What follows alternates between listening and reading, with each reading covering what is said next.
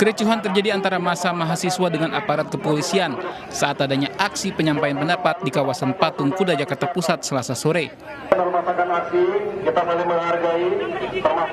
Aksi saling dorong pun tak terhindarkan. Masa aksi tak terima jalannya dihadang untuk menuju Istana Kepresidenan Jakarta lantaran lokasi aksi tak sesuai dengan yang seharusnya ditempatkan. Demonstran yang tergabung dalam Badan Eksekutif Mahasiswa Seluruh Indonesia ini berunjuk rasa menolak revisi Undang-Undang TNI Polri. Selain menggelar long march, massa juga melakukan aksi teatrikal membuat kuburan serta pocong-pocongan. Kita memulai dengan aksi simbolik, gerakan kita hari ini gerakan pengawal, bahwa gerakan kita menuntut tagar secara tindak lanjut Order Reformati.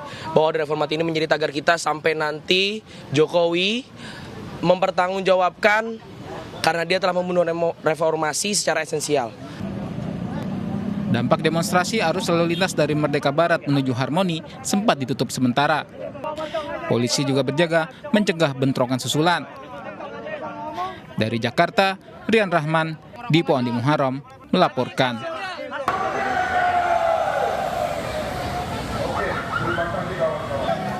Ratusan supir angkutan umum Jaklingko menggelar aksi mogok massal di depan kantor Balai Kota Jakarta Pusat. Unjuk rasa yang digelar ratusan supir angkot Jaklingko, 8 operator ini bentuk protes mereka atas upah di bawah UMP Jakarta. Massa juga meminta perubahan target 200 km dalam sehari karena sulit dicapai. Sebenarnya ada banyak poinnya Pak, tapi yang intinya saya sampaikan adalah satu itu tadi, yang kedua adalah terkait mekanisme peraturan yang diterapkan oleh TJ. Yang berikutnya adalah terkait upah kita. Saat ini upah kita sangat jauh di bawah yang layak dan juga keterlambatan sering kita alami. Sementara kebutuhan kita sangat mendesak. Sementara itu, pejabat Gubernur DKI Jakarta, Heru Budi Hartono, menyebut pihaknya telah berkomunikasi dengan pihak Transjakarta hingga Dinas Perhubungan DKI untuk menyelesaikan masalah ini. Heru juga menyoroti soal adanya laporan pemalsuan dokumen, namun ia tak merinci dokumen yang dimaksud. Tadi saya sudah bicara sama Transjakarta dengan Dinas Perhubungan, dipetakan permasalahan yang mana. Ya. Nanti tanya sama Dinas Perhubungan ya, sudah ada saya minta untuk ditangani. Mau ketemu mereka nggak Pak nanti? Saya udah minta Pak Kadis ketemu. Ya ada beberapa laporan kepada saya, ada pemalsuan dokumen, mungkin akan dilaporkan ke polisi. Unjuk rasa para supir angkot Jaklingko di depan kantor Balai Kota mengakibatkan kemacetan. Para supir memarkir angkot-angkot mereka di sepanjang bahu jalan Medan Merdeka Selatan Gambir. Polisi akhirnya menutup sementara arus lalu lintas di Jalan Medan Merdeka Selatan. Dari Jakarta, Rani Sanjaya melaporkan.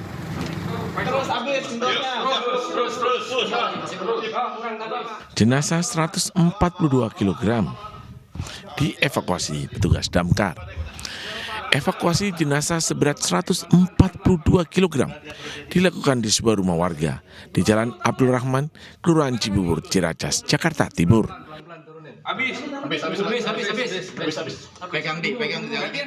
Petugas mengevakuasi jenazah secara hati-hati menggunakan tandu dan tali dari lantai 2 melalui tangga rumah.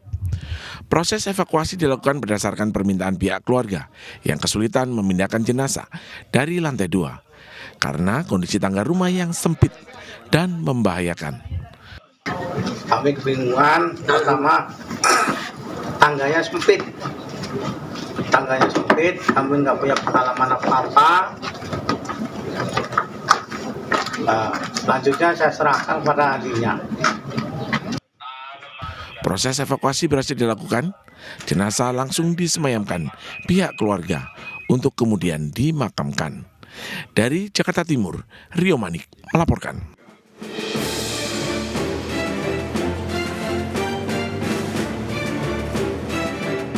Tujuh saksi diperiksa penyidik Polres Metro Depok, termasuk pemilik klinik, dokter, dan perawat yang melakukan tindakan penyedotan lemak. Pemeriksaan hingga 10 jam dimulai pukul 10 pagi dengan materi pemeriksaan seputar kronologis kejadian. Sementara itu, Dinas Kesehatan Kota Depok menyebut klinik WSJ hanya memiliki izin standar, yaitu klinik Pratama yang berpraktek adalah dokter umum. Izin sertifikat diurus oleh klinik, tidak terlampir treatment sedot lemak.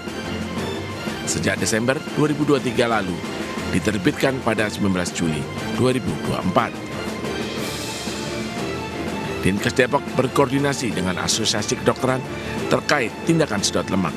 Apakah bisa dilakukan dokter umum atau harus dilakukan oleh dokter spesialis? Menunggu laporan tertulis dari klinik kecantikan dan belum bisa memastikan tindakan apa yang akan dilakukan hingga membuat korban meninggal dunia. Ya, sebenarnya untuk hal ini yang lebih berkompeten untuk menjelaskan adalah perhimpunan, ya, dari perhimpunan dalam hal ini Perdoksi, perhimpunan dokter spesialis kulit kelamin dan estetika, atau bisa juga KKI, ya. Diketahui sebelumnya, kasus kematian selebgram asal kota Medan, Ella Nandasari Hasibuan, saat operasi sedot lemak di klinik kecantikan di Beji Depok, masih dalam penyelidikan Polres Metro Depok. Dari Depok, Jawa Barat, Iyung Rizky melaporkan. Pemirsa, Gregorius Ronald Tanur yang merupakan anak anggota DPR RI tengah menjadi sorotan usai divonis bebas setelah didakwa melakukan pembunuhan terhadap Dini Sera Afrianti. Keputusan Majelis Hakim Pengadilan Negeri Surabaya ini dinilai tidak adil hingga menimbulkan protes bahkan memicu aksi demo. Selengkapnya kita bahas lewat infografis berikut. Kejadian ini bermula pada 3 Oktober 2023. Korban Dini Sera Afrianti dan juga Ronald Tanur yang kala itu baru menjalin hubungan sekitar 5 bulan datang ke tempat karaoke Black Hole KTV di Landmark Mall Surabaya dengan teman-teman mereka. Pukul 00.10 waktu Indonesia Barat dini hari, Dini dan juga Ronald terlibat pertengkaran yang bahkan menurut keterangan polisi, Dini dianiaya oleh Ronald hingga jatuh tertunduk dan kepalanya cedera. Pertengkaran tersebut berlanjut hingga ke tempat parkir di basement. Dini yang dalam kondisi lemas hanya bisa bersandar di pintu kiri mobil milik Ronald. Ronald pun tetap melajukan mobilnya berbelok ke kanan yang mengakibatkan Dini terlibat kecelakaan. Lalu Ronald terus melajukan kendaraannya hingga Dini terhempas sejauh 5 meter. Ronald lalu membawa korban ke apartemen, melakukan pertolongan pertama dan memberi bantuan nafas serta menekan dada korban. Karena tidak membuahkan hasil, Ronald pun membawa korban ke Rumah Sakit National Hospital Surabaya. Nyawa korban tak tertolong dan dinyatakan wafat pada pukul 02.30 waktu Indonesia Barat. Ronald Tanur ditetapkan sebagai tersangka oleh penyidik Satuan Reserse Kriminal Polrestabes Surabaya pada 6 Oktober 2023. Lalu pada 27 Juni 2024, tersangka Ronald Tanur dituntut 12 tahun penjara oleh Jaksa Penuntut Umum karena terbukti melanggar pasal 338 KUHP tentang penghilangan nyawa. Sementara itu, pada 24 Juli 2024, Ronald Tanur divonis bebas oleh Majelis Hakim PN Surabaya. Majelis Hakim menilai Ronald tidak terbukti melakukan tindak pidana yang didakwakan JPU dan masih berupaya menolong korban di masa kritis. Tak terima dengan vonis bebas yang dijatuhkan Ketua Majelis Hakim Erin Tuah Damanik, Kepala Kejaksaan Tinggi Jawa Timur Mia Amiati melakukan upaya hukum kasasi ke Mahkamah Agung dan mengklaim Kejati Jawa Timur punya bukti kuat yang menyatakan Ronald Tanur bersalah atas pembunuhan terhadap korban Dini. Vonis bebas Ronald Tanur menuai protes publik dan juga anggota DPR. Komisi 3 DPR RI melakukan audiensi dengan keluarga korban Dini Sera dan menilai adanya kejanggalan dalam kasus ini. Wakil Ketua Komisi 3 Ahmad Sahroni emosi pada 3 hakim yang memvonis bebas Ronald Tanur lantaran mengabaikan semua alat bukti yang menjadi fakta di lapangan. Ia juga menduga ada modus hengki-pengki atau pembohongan di balik putusan Majelis Hakim PN Surabaya. Dugaan tersebut berdasarkan pernyataan Majelis Hakim bahwa korban meninggal dunia bukan karena penganiayaan tetapi karena mengkonsumsi alkohol. Atas kejanggalan ini, Saroni pun merekomendasikan agar keluarga korban juga melaporkan ke KPK. Hal senada juga diungkapkan oleh anggota DPR RI Rieke Diah Pitaloka yang menilai ada juga kejanggalan atas putusan hakim tersebut yang mendesak Dirjen Imigrasi Kemenkumham untuk mencegah dan juga menangkal Ronald Tanur untuk bepergian ke luar negeri. DPR RI juga telah melaporkan Majelis Hakim PN Surabaya ke Komisi Yudisial Republik Indonesia. Keluarga korban Dini Sera ingin Komisi Yudisial memeriksa dugaan pelanggaran kode etik serta menjatuhkan rekomendasi pemecatan bagi ketiga hakim yang memutuskan perkara tersebut. Ahmad Sahroni juga mengatakan setelah melaporkan ke KY, pelaporan akan berlanjut ke Badan Pengawasan Mahkamah Agung. Sementara itu, ratusan orang dari beberapa kelompok dan organisasi masyarakat hingga kemarin terus menggelar aksi di depan gedung PN Surabaya. Salah satunya adalah aksi bakar keranda mayat mewarnai unjuk rasa ratusan orang dari Aliansi Madura Indonesia di depan gedung Pengadilan Negeri Surabaya, Jawa Timur. Mereka menuntut 3 hakim yang memvonis bebas Ronald Tanur dipecat karena dinilai mencederai hukum dengan membebaskan terdakwa pembunuhan.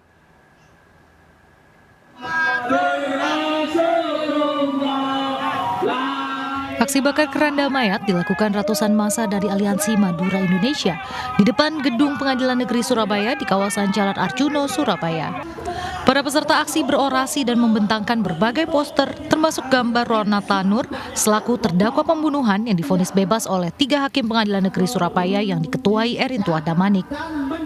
Aksi bakar keranda mayat tersebut dilakukan sebagai bentuk matinya hukum di Pengadilan Negeri Surabaya akibat ulah 3 hakim yang dinilai mencederai hukum. Mereka kecewa dan marah terdakwa pembunuhan divonis bebas dan menuntut ketiga hakim dipecat. Pelaku pembunuh dan ternyata oleh hakim tersebut di Pengadilan Negeri Surabaya dibebaskan, seolah-olah dikatakan tidak bersalah. Mereka bertiga sudah tidak layak untuk menduduki hakim di kota Surabaya ini. Dipecat Pak ya? Harus dipecat Pak. Tiga-tiganya dipecat? Tiga-tiganya harus dipecat. Sebelumnya 3 hakim Pengadilan Negeri Surabaya memvonis bebas Ronald Tanur selaku terdakwa pembunuhan kekasihnya sendiri. Akibat putusan hakim tersebut banyak penolakan dari berbagai kalangan dan juga praktisi hukum. Dari Surabaya, Jawa Timur, Rahmat Ilyasan melaporkan. Ya pemirsa dan juga Rizky, kalau sebelumnya publik dikejutkan dengan kasus Eki dan juga Vina, sekarang lagi-lagi publik dikejutkan dengan kasus vonis hakim terhadap Ronald Tanur ya. Ya betul, kasus hukum kasus ini menambah daftar panjang sorotan publik terhadap proses hukum di Indonesia. Ketika publik menyoroti proses hukum yang diduga ada bermasalah, maka besar kemungkinan memang ada masalah di situ begitu ya. Betul. Ya kita lihat saja nanti bagaimana proses kasasinya, apakah diterima atau tidak begitu ya. Ya karena sedang proses juga ya sekarang di KY. Ya. Kita ke informasi selanjutnya, pemirsa, 2 selebgram di Kabupaten Bekasi, Jawa Barat ditangkap jajaran unit reskrim Polsek Tambun Selatan di Kabupaten Bekasi, Jawa Barat karena mempromosikan situs judi online melalui sosial media pribadinya. Keduanya mengaku mendapatkan bayaran 4 juta per bulan dari mempromosikan judi online.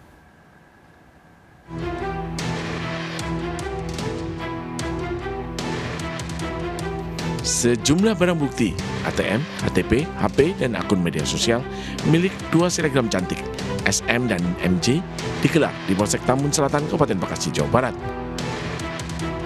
Mereka ditangkap tim unit reskrim Polsek Tambun Selatan karena mempromosikan situs judi online melalui media sosial masing-masing.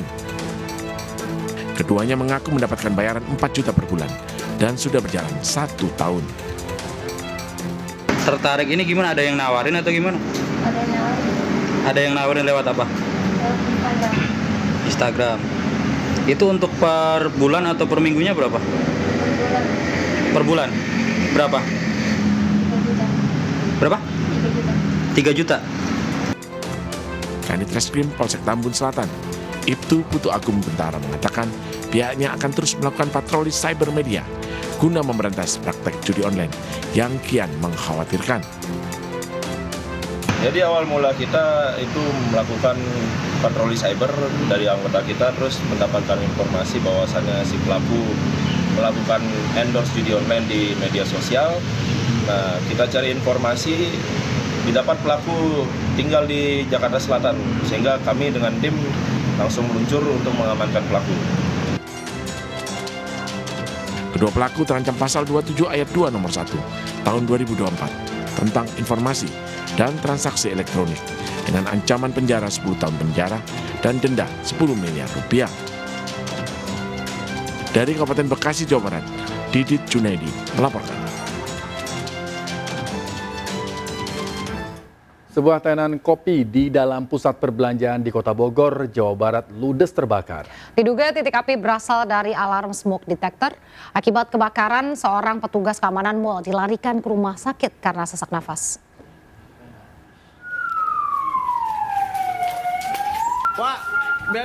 Video amatir merekam detik-detik kebakaran yang menghanguskan tenan kopi di Mall Bogor Junction, tepatnya di lantai 2 Blok G.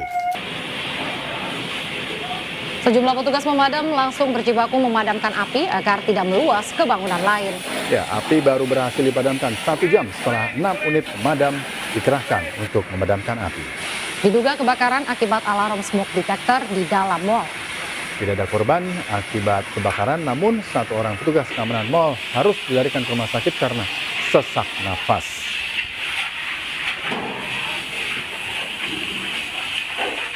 Pemirsa, warga Bali tengah heboh dengan seorang anak warga negara asing berjalan-jalan sendirian di kawasan Jalanan Ubud. Tak hanya berkelana tanpa didampingi orang tua, anak tersebut sering kedapatan nekat memanjat pohon hingga naik ke atap rumah warga.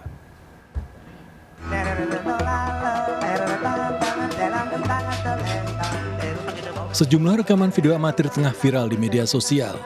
Seorang anak kecil diduga warga negara asing berjalan-jalan sendirian di seputaran kawasan pariwisata Ubud Gianyar, Bali.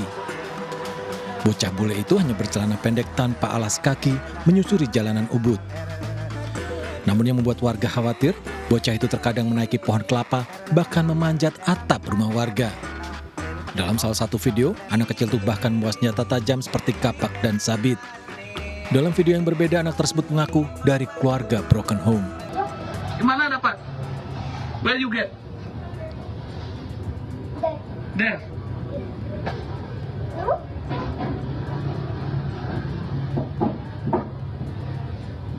This broken home. Broken home. Yeah. Here. There. There. You get. Coconut. Keberadaan bocah bule meresahkan itu tengah didalami petugas Polres Gianyar.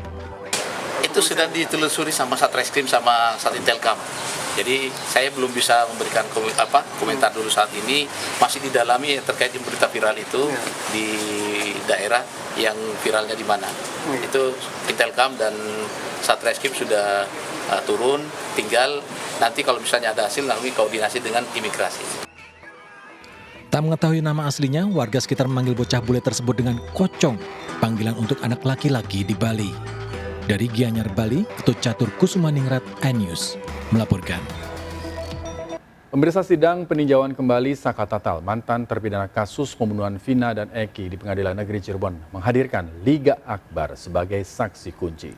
Liga Akbar menjelaskan fakta yang sebenarnya terjadi di depan majelis hakim. Liga Akbar mengaku tidak ada di lokasi kejadian dan diminta itu Rudiana untuk bersaksi. Dalam persidangan peninjauan kembali Saka Tatal di Pengadilan Negeri Cirebon, Liga menjadi saksi kunci yang mencabut berita acara pemeriksaan atau BAP kasus pembunuhan Vina dan Eki. 8 saksi fakta dipanggil, termasuk Liga Akbar yang mencabut laporannya dan menyatakan bahwa kejadian kematian Vina dan Eki adalah kecelakaan bukan pembunuhan. Liga mengaku tidak berada di lokasi kejadian dan ketakutan saat memberikan BAP. Saudara Liga Akbar, apa yang saudara ketahui tentang kasus tersebut sebelum saudara mencabut laporan? Mulai dari tanggal 27 malam jam 22 yang saudara ketahui. Dan saudara di mana saat itu? Yang saya ketahui itu adalah kecelakaan, Pak. Dan saya waktu tanggal 27 malam itu saya ada di warung SMA 4. Jam berapa saudara di warung di SMA 4? Dari sore jam 4 sampai jam 11 malam. Oke, itu keterangan saudara hari ini adalah sama dengan keterangan saudara waktu di BAP atau sudah berubah yang sekarang? Masih sesuai BAP yang 2024. Nah, kemudian perbedaan antara keterangan dahulu dengan sekarang apa yang Anda ingin sampaikan? Tolong saudara jelaskan kepada kami di depan yang mulia. Kalau dahulu itu kan seolah-olah saya ada di situ, Pak. Tapi sebenarnya saya nggak ada di situ dan tidak tahu kejadiannya.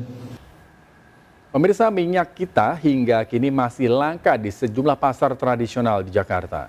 Minyak kita sendiri sudah mengalami kenaikan harga sejak seminggu yang lalu. Kini harga per liternya mencapai Rp17.000.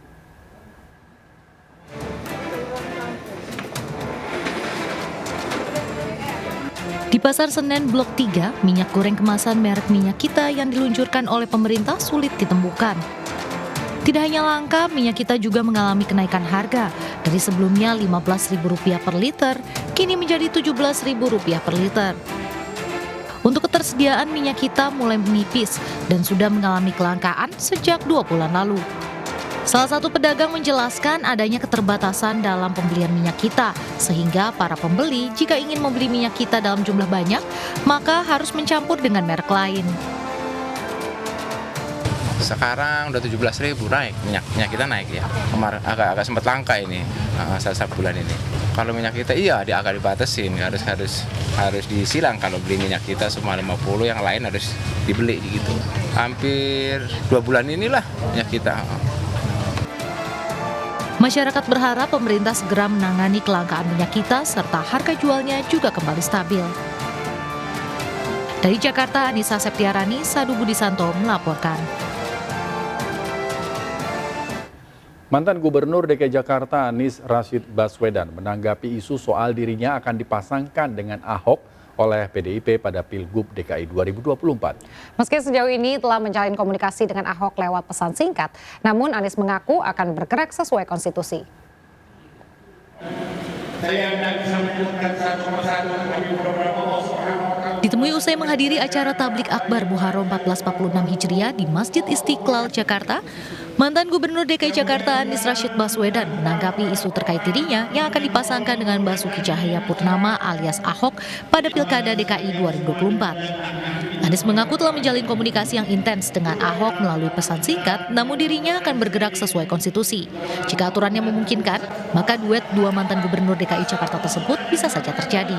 Hingga kini Anies masih menunggu pertemuan formal dengan PDIP guna membahas Pilkada DKI Jakarta. Kita semua bergerak sesuai konstitusi saja. Apakah aturannya memungkinkan? Itu dan Pak Ahok itu ya berkomunikasi terus. Kita suka WA-WA-an, pertemuan-pertemuan yang istilahnya tidak formal ya. Biar sekarang masih mengalir dulu berproses. Ketua DPP PDIP Puan Maharani sebelumnya menyatakan berpeluang untuk mendukung Anies dalam Pilkada DKI pada November nanti, di mana peluang tersebut bisa di atas 50%. Dari Jakarta, Raniston Sanjaya melaporkan. Partai Perindo resmi menggelar Musyawarah Kerja Nasional atau Mukernas di Gedung iNews Tower, Kebon Sirih, Menteng, Jakarta Pusat. Mukernas untuk memperkuat struktur organisasi partai hingga konsolidasi internal jelang Pilkada serentak November 2024.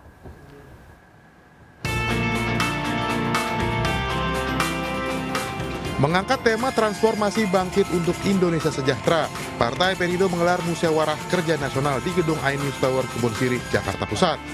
Mukernas Partai Perindo menghadirkan 3 agenda utama, diantaranya pemberian rekomendasi calon kepala daerah, bimbingan teknis kader dan anggota legislatif terpilih, serta konsolidasi Dewan Pimpinan Wilayah.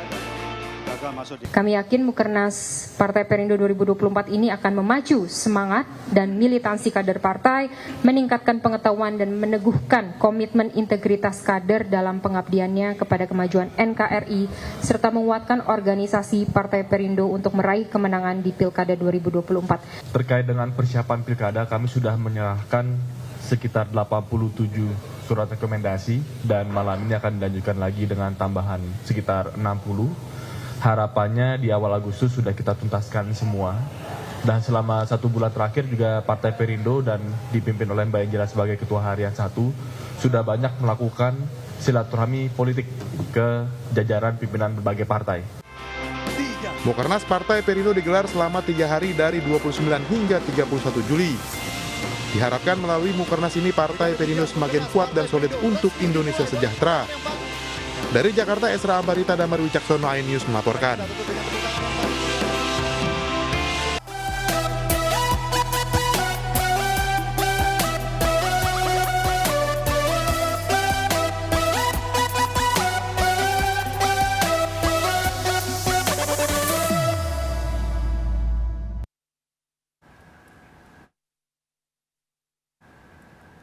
Pemirsa, mengalami kerentanan tubuh dan harus menjalani pengobatan rutin bukanlah hal mudah seperti halnya bagi para pasien kanker.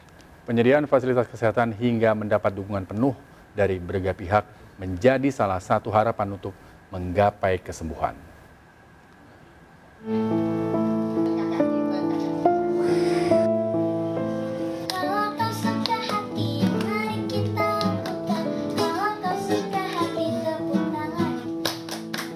Wajah lelah anak-anak pejuang kanker ini masih membekas.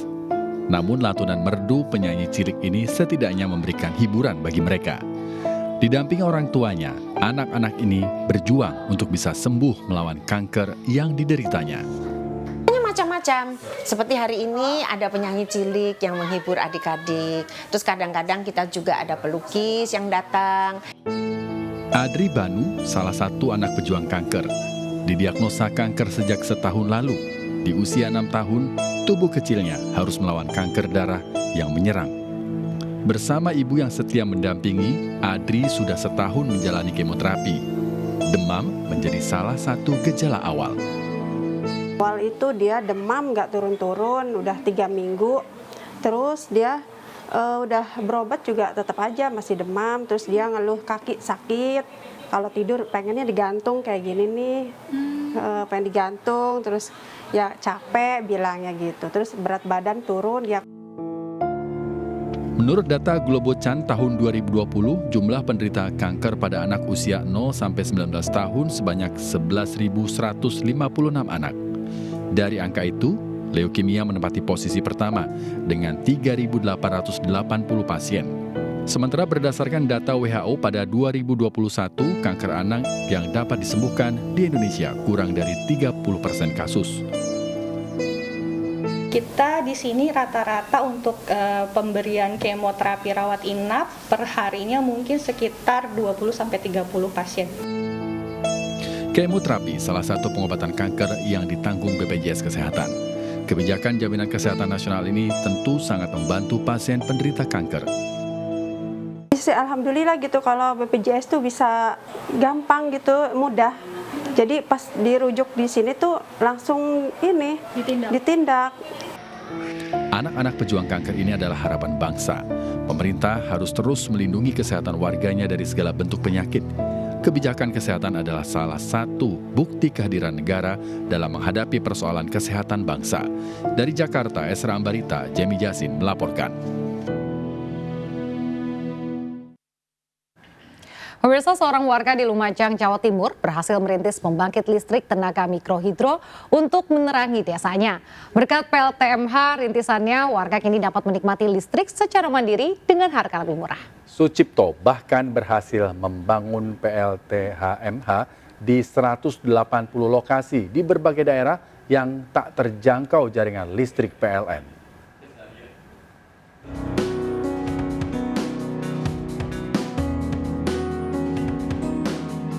Sejak pagi buta, Sucipto, warga desa Sumber Mujur, Kecamatan Candipuro, Lumajang, Jawa Timur ini mulai sibuk memeriksa dan membersihkan sampah yang menyangkut di saluran air menuju turbin pembangkit listrik tenaga mikrohidro rintisannya. Iya, Sucipto secara rutin memastikan saluran air tetap stabil untuk menjaga turbin tetap bekerja sehingga aliran listrik tetap mengalir stabil di area wilayah tempat tinggalnya. Menariknya, dari pembangkit listrik tenaga mikrohidro atau PLTMH rintisan Sucipto ini, ada sekitar 116 kepala keluarga di kaki Gunung Semeru yang kini bisa menikmati aliran listrik secara mandiri tanpa bergantung ke PLN. Ide membuat aliran listrik secara mandiri berawal dari keresahan Sucipto karena desanya tidak terjangkau jaringan listrik PLN sejak tahun 1985 hingga 1996 silam. Ia kemudian berinisiatif membangun PLTMH. Meski tak mudah merintis PLTMH di desanya, di mana di awal pembangunan Sucipto harus meyakinkan warganya agar mau membangun secara swadaya pembangkit dengan biaya yang cukup besar. Bahkan warga sempat melampiaskan kemarahannya dengan membakar mesin turbin lantaran pembangkit yang dibangun tak kunjung stabil. Namun berkat kegigihan Sucipto, PLTMH yang ia rintis akhirnya mulai dirasakan manfaatnya sejak tahun 2012 untuk menerangi desanya. Seorang warga mengaku merasa terbantu dengan adanya PLTMH. Pak Cip berdiri pertama itu saya udah pakai itu langsung Jadi saya lupa tahunnya berapa. Biasanya kalau punya Pak Cip itu semuanya. Semuanya. Iya, buat masak, ya lampu, ya TV, juga kulkas itu.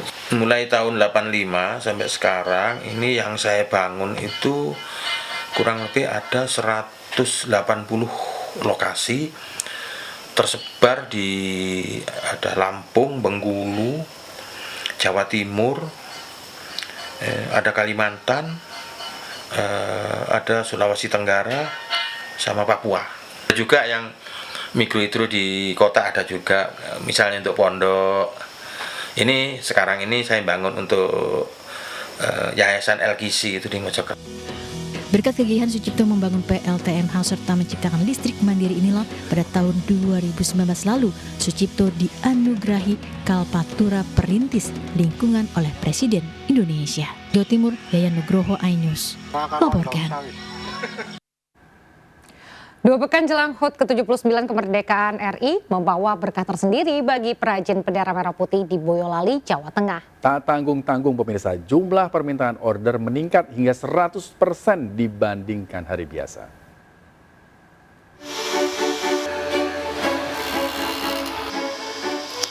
Kesibukan para penjahit terlihat di rumah Aziz Hoirudin di salah satu perajin bendera merah putih dan umbul-umbul di Desa Kemiri, Mojosongo, Boyolali, Jawa Tengah. Tak hanya menjahit, sejumlah pekerja lain juga sibuk melipat dan mengemas bendera merah putih dan umbul-umbul ke dalam kemasan untuk dipasarkan.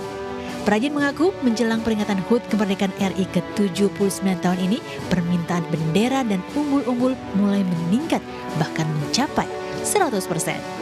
Tak hanya dari Boyolali, permintaan juga datang dari berbagai daerah seperti Semarang, Solo, Klaten, hingga semua kota dan kabupaten di Jawa Tengah.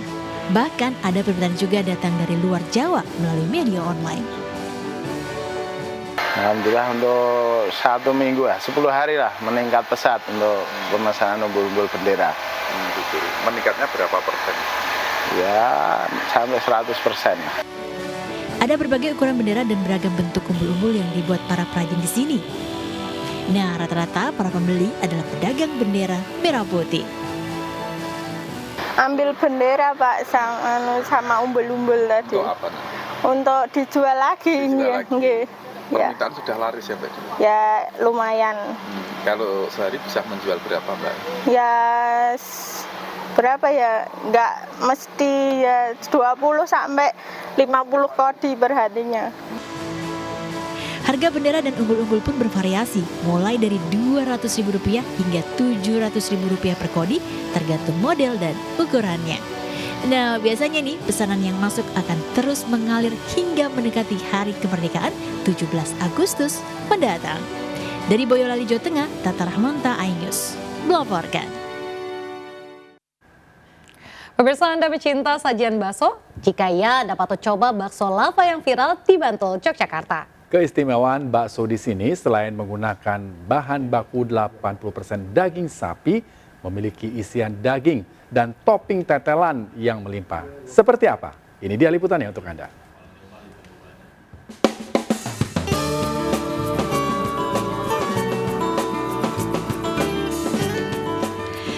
Siapa yang tak suka dengan panganan kuah berisi daging bola ini?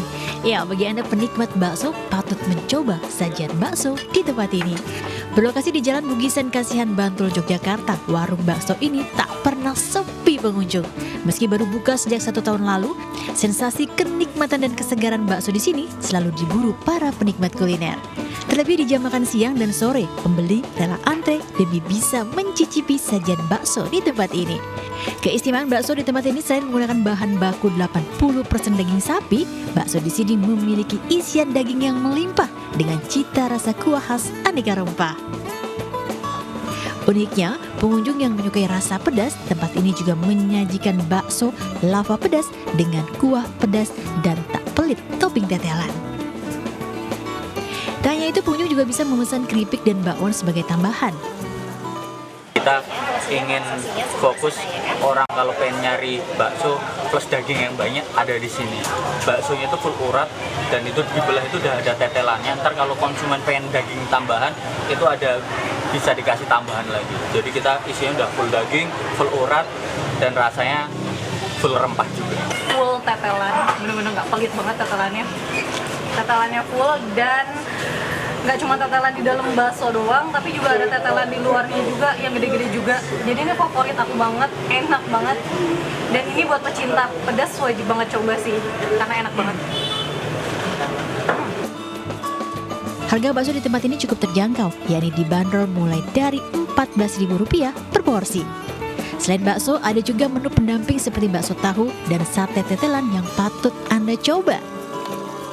Nah, usai menyantap semangkuk bakso, pengunjung juga bisa menyegarkan dahaga dengan semangkuk es teler durian. Gimana, Anda tertarik untuk mencoba? Dari Bantul, Yogyakarta, Trisna Purwoko, iNews melaporkan.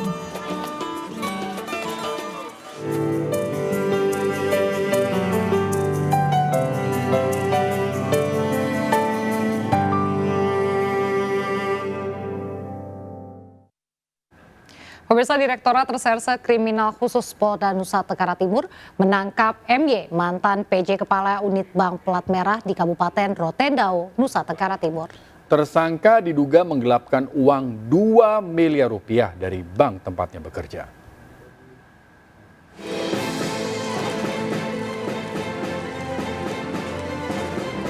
Mantan Kepala Unit Bank Plat Merah di Kabupaten Rotendao, Nusa Tenggara Timur diamankan polisi akibat mengambil uang dari brankas hingga Rp2 miliar lebih.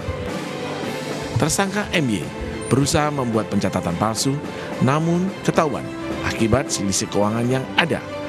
Akhirnya MY dilaporkan ke SPKT Polda Nusa Tenggara Timur. Hasil pemeriksaan, tersangka menggunakan uang hasil penggelapan untuk bermain judi online, investasi online, membayar hutang pada pihak ketiga, serta membayar hutang kepada rentenir yang tidak diketahui namanya. Wadir Krimsus Polda Nusa Tenggara Timur, Adjun Komisaris Besar Polisi Yoce Martin menjelaskan, kasus ini terungkap berdasarkan laporan polisi LPBP 275/2023 SPKT Polda NTT tanggal 15 Agustus, di mana tersangka melakukan penggelapan dengan cara mengambil uang dari dalam brankas bank secara bertahap. Kemudian uang tersebut ditransfer ke nomor rekening melalui teller. Dalam penyidikan tindak pidana perbankan dan atau penggelapan ini ditemukan fakta bahwa tersangka MY ini melakukan fraud dengan cara mengambil uang dari dalam brankas bank unit Nusalangga secara bertahap. Kemudian uang tersebut ditransfer ke nomor rekening tersangka melalui teller dan juga agen briling. Selanjutnya tersangka melakukan pencatatan palsu sehingga terjadi selisih antara kas fisik dan kas pada sistem. Akibat perbuatan tersangka, bank mengalami kerugian Rp2.603.900.000. Tersangka MY dijerat dengan Undang-Undang Tindak Pidana Perbankan dan Penggelapan dalam Jabatan. Saat ini berkas tersangka dinyatakan lengkap dan segera dilembagakan ke Kejaksaan. Dari Kupang, Nusa Tenggara Timur, Eman Suni melaporkan. Terima kasih Anda masih bersama kami. Pemirsa, pengajuan surat ekshumasi tidak digubris Kapolri. Perwakilan kuasa hukum keluarga Afif Maulana mendatangi kantor KPAI di Menteng, Jakarta Pusat. Mereka mendesak ekshumasi independen atau pembongkaran makam korban untuk otopsi ulang guna mengungkap dugaan kejanggalan meninggalnya korban.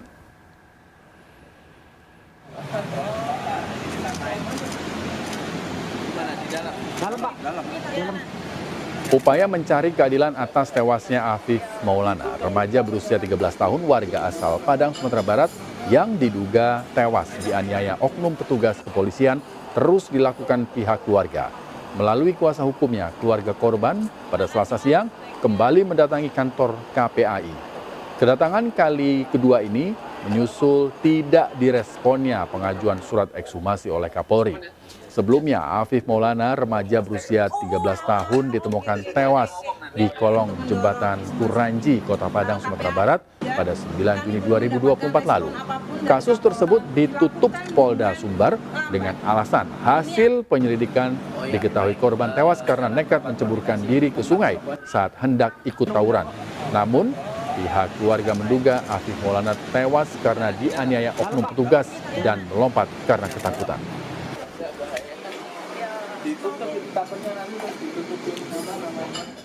Anggota legislatif terpilih dari Partai Perindo diberikan bimbingan teknis jelang dilantik menjadi anggota DPRD. Bimbingan teknis tersebut masuk dalam agenda musyawarah kerja nasional Partai Perindo yang digelar di Jakarta.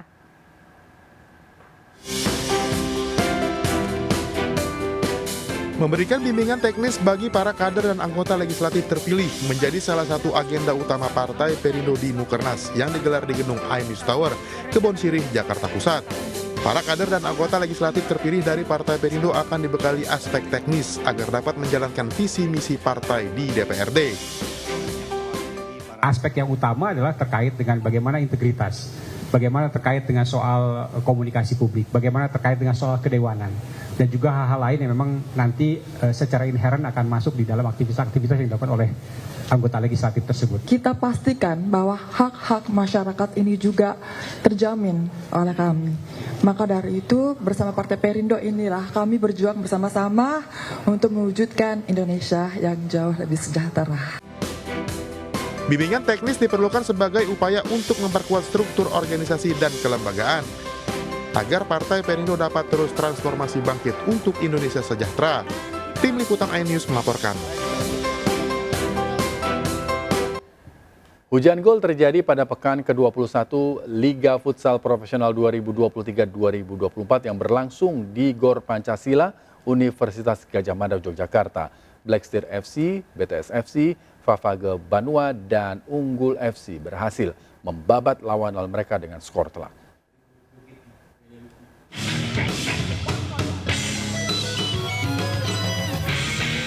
Pertandingan pertama Liga Futsal Profesional 2023-2024 mempertemukan tim Futsal Halus FC melawan Bintang Timur Surabaya.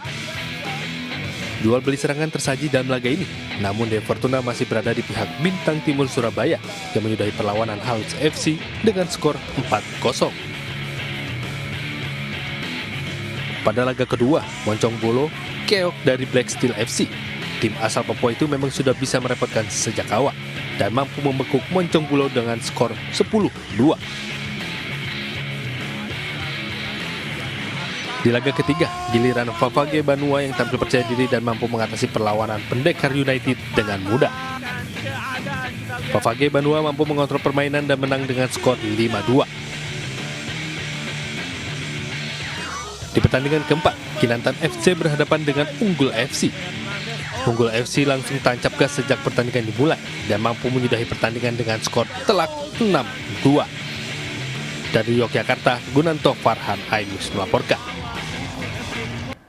Pemirsa, kericuhan terjadi di ruang sidang Pengadilan Negeri Sumbawa, Nusa Tenggara Barat, usai hakim membaca vonis kasus dugaan penggelapan alat elektronik. Sementara itu di Kabupaten Bogor, Jawa Barat, seorang sopir truk galian tanah tewas tertimbun reruntuhan longsor.